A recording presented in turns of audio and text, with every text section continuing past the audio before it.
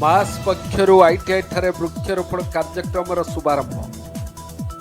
सामाजिक संगठन मानव अधिकार सुरक्षा संगठन मास आनुकूल्य यार परिवेश सुरक्षा अभियान शाखा पक्षर बालेश्वर शहर स्थित सरकारी आईटीआई परिसर में वृक्षरोपण कार्यक्रम शुभारंभ हो जाए।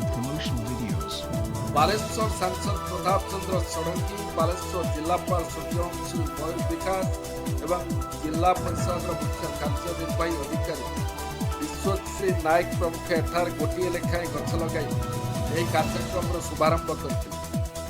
मासर सदस्य प्रसन्न पात्र पृष्ठपोषकतार सभापति अभय दास संयोजन अनुष्ठित कार्यक्रम में साधारण संपादक देवाशीष पंडा, वरिष्ठ सदस्य विजय दास अधिकारी, पूर्णचंद्र पंडा, प्रणीता मिश्र, दिलीप कुमार दास, चितरंजन दास, गुरुदत्त मिश्र, मानस चंद्र रथ, दिलीप चक्रवर्ती, मंजुलता बल, इंजीनियर विजय कुमार दास, दिलीप पंडा, देवाशीष सिंह, ललित मोहन दास, प्रद्युम्न नायक, ज्ञानानंद मिश्र प्रमुख एक कार्यक्रम में जोगदे परिचालन सहयोग। आईटीआई अध्यक्ष कांदन माझी, डीओ दीपक कुमार सिंधुली, एटीओ श्याम सुंदर जना प्रमुख वृक्षरोपण कार्यक्रम में आनुष्ठानिक पक्षर समस्त सहयोग जोगाई।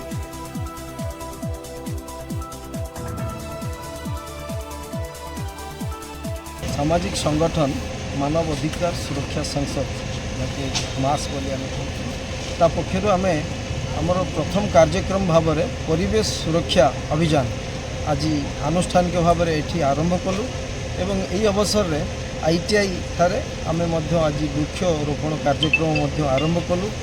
जो वृक्षरोपण कार्यक्रम में बालेश्वर माननीय सांसद प्रताप षडंगी महोदय एवं बालेश्वर जिलापाल महोदय एवं पीडी महोदय ये तीन जनकर सहायता द्वारा आम तीनोटी गछ एठी लगेलु सांकेतिक रूप से।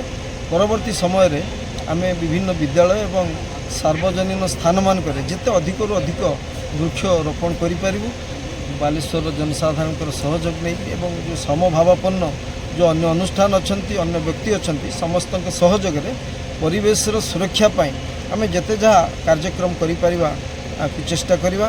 तेणु आम बालेश्वरवासी को एवं परिवेश जो मैंने कार्य करुचंती समस्त को आम अनुरोध करुँ एभली एक महत् कार्यक्रम में से योगदान करंतु एवं सहयोग करंतु।